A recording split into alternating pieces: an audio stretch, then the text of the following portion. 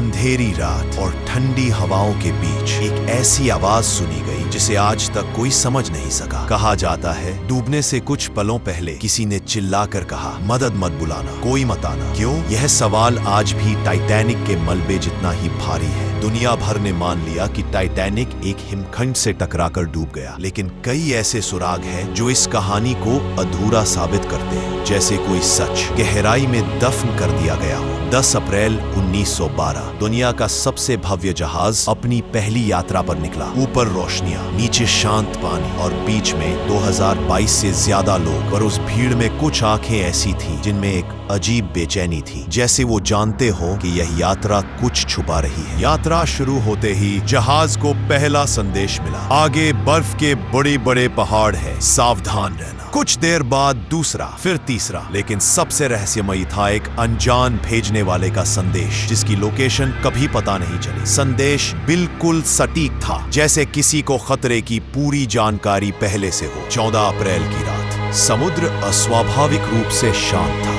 लहरें इतनी स्थिर कि मानो गहराई में कोई सांस रोककर इंतजार कर रहा हो। कहते हैं कुछ यात्रियों ने पानी पर एक काला साया तैरता हुआ देखा, जो ना जहाज था ना बर्फ, कुछ और एक पल में वो गायब हो गया। 11:40 PM टाइटैनिक अचानक झटका खाता है। आधिकारिक बयान कहता है हिमखंड नहीं दिखा, लेकिन गवाह बताते हैं उन्होंने दूर चमकती एक आकृति देखी थी जो बर्फ जैसी बिल्कुल नहीं थी। टक्कर का एंगल, जहाज की कटिंग, सब कुछ इतना अस्वाभाविक था कि कुछ विशेषज्ञों ने कहा यह प्राकृतिक हादसा नहीं लगता। डेक पर अफरा तफरी मच गई, लेकिन इस हड़बड़ी में कई क्रू मेंबर्स एक ही बात दोहराते देखे गए, ऊपर मत जाओ, नीचे ही रहो। ऊपर ऐसी क्या चीज थी जिससे वो सब डर रहे थे? कुछ यात्रियों का दावा है जहाज के अंदर कहीं एक अनजान मशीन जैसी धड़कती आवाज सुनाई दे रही थी, जो टाइटैनिक की किसी भी तकनीक का हिस्सा नहीं थी। तो 10 AM SOS भेजने से कुछ सेकंड पहले एक रहस्यमयी रेडियो पैटर्न समुद्र में फैलता है। विशेषज्ञों ने उस पैटर्न को डिकोड करने की कोशिश की और दावा किया कि उसमें हेल्प नहीं बल्कि डोंट कम जैसा अजीब संदेश छुपा था। कौन ऐसा चाहेगा कि टाइटैनिक को बचाने कोई न पहुंचे? जब वर्षों बाद खोजी कैमरे टाइटैनिक के मलबे तक पहुंचे तो उन्होंने कुछ ऐसे निशान पाए जिनसे सवाल और गहरे हो गए। लोहे के हिस्से बिल्कुल सीधे कटे हुए थे, जैसे किसी